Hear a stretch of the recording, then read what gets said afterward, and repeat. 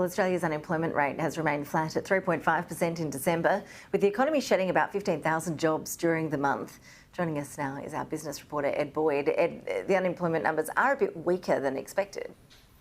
Yeah, today's unemployment numbers were a bit of a surprise. They definitely took the stock market and currency traders by surprise. If we go to our first slide, you can see the unemployment rate in Australia during the month of December. It remained flat at 3.5%. And that's after the Bureau of Statistics revised the unemployment rate in November up from 3.4% up to 3.5%. So the rate remained flat in December. If we go to the next page, you can see some of the key data here from the rates. And you can see the number of jobs decreased during December by about 15,000. The underemployment rate ticked up slightly to 6.1%.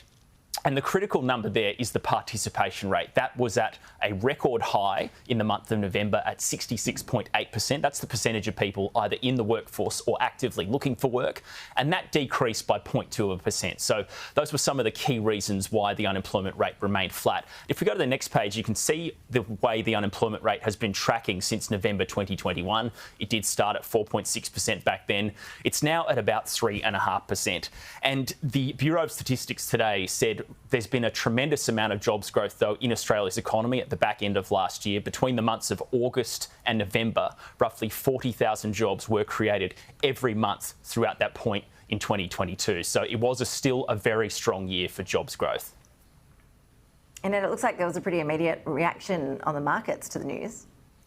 Yeah, the markets were taken by surprise by today's numbers from the Bureau of Statistics. If we look at the Aussie dollar, that's been trading at near 6-month highs at around 70 US cents for the last sort of week or so.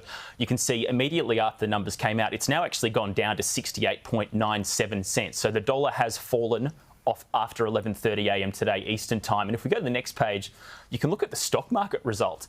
And there's a very clear bounce there halfway through the chart. That was 11:30, bang, straight away the market started lifting because investors now think that the Reserve Bank may not need to lift interest rates as aggressively because the unemployment rate is at 3.5%. So there's positives here for the share market today as well.